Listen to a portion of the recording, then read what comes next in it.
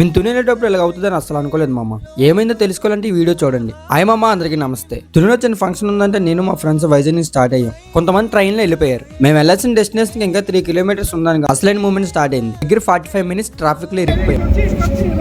ఈ లోపు మా వాళ్ళు చాలా మంది వెళ్ళిపోయారు. ఇంక మేము కూడా అలాగోలా వెళ్ళిపోయి లంచ్ చేసేసాం. తినేసాక అందరం గ్రూప్ ఫోటో దిగాం. తునిలో మా ఇంటర్ ఫ్రెండ్ ఉంటే ఆడి దగ్గరికి వెళ్ళాం.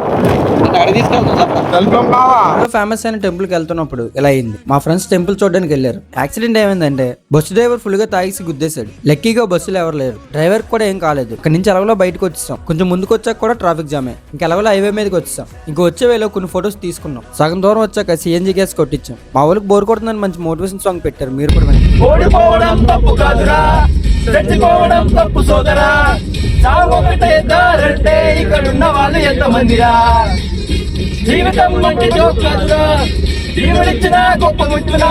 నిజమే కదా మామ, జీవితం అని దేవుడిచ్చిన గిఫ్టే కదా. ఇంక అందరూ సేఫ్ గా ఇంటికి రీచ్ అయిపోయాం.